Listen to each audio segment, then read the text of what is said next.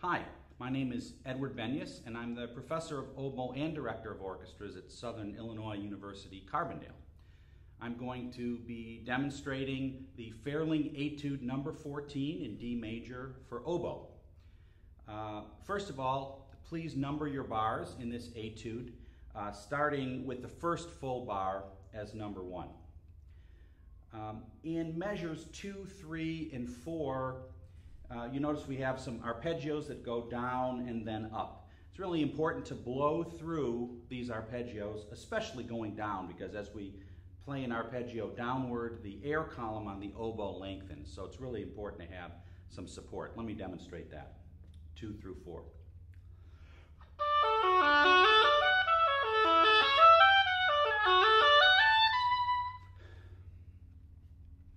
By the way, in terms of the tempo of this etude, if you can't play it exactly up to tempo, that's not crucial. What's important is that you play it at a steady tempo so that it sounds nice and refined.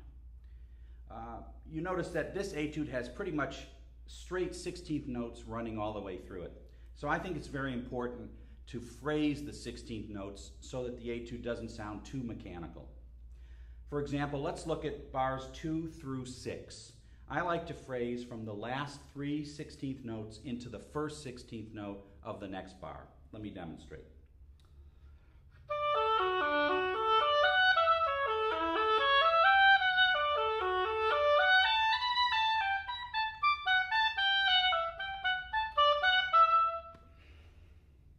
Also, there's several opportunities in this etude to rephrase after the first 16th note of each bar.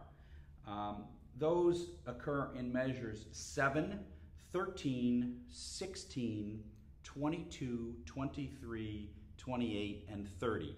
Let me demonstrate what I mean by that. We're not really taking any additional time at the rephrase, but we end one phrase and we start another one. So here's bar 6 into 7, and notice I will rephrase after the first 16th note of bar 7.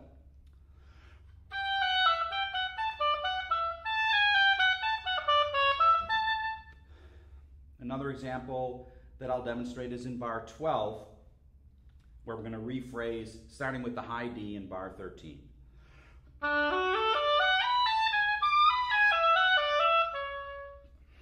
And in bars 14 through 16, I'll demonstrate starting at the C sharp in bar 14, and it'd be nice to really make start a new phrase with the high A second 16th note in bar 16.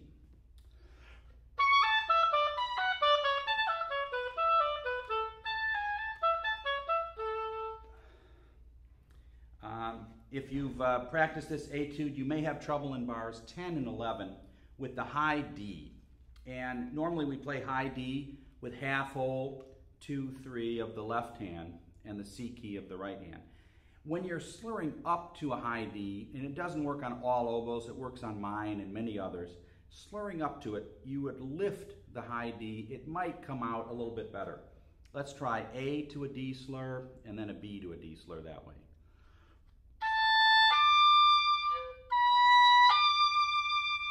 So in these two bars, I will lift my first finger rather than use the half hole.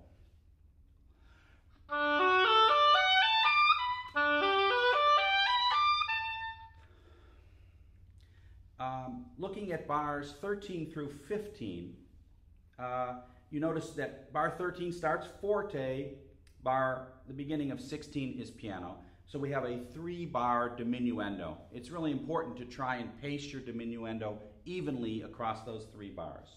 I'll start again with the beginning of the phrase on the high D in bar 13.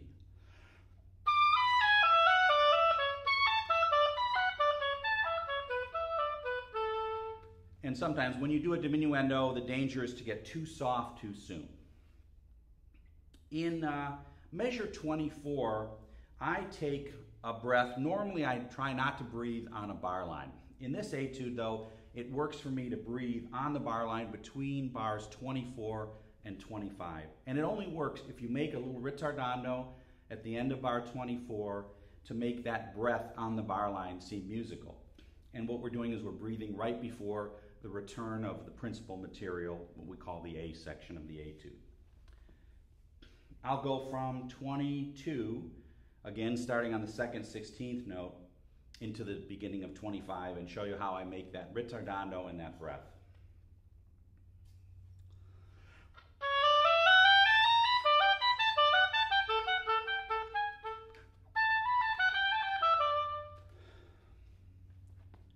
And for me, the hardest part in this etude is measure 29, where we have these large leaps from the low notes to the high notes.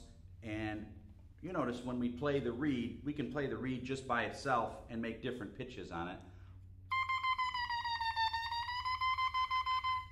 Well, to get the low pitches, I use less reed and round my embouchure. And that's the technique you want to use in bar 29, rounding your embouchure for the lower notes.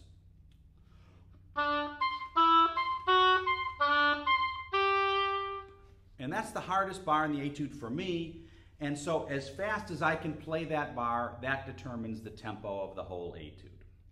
I gave it to you in a slower example. Here's, I'll try and do it up to tempo.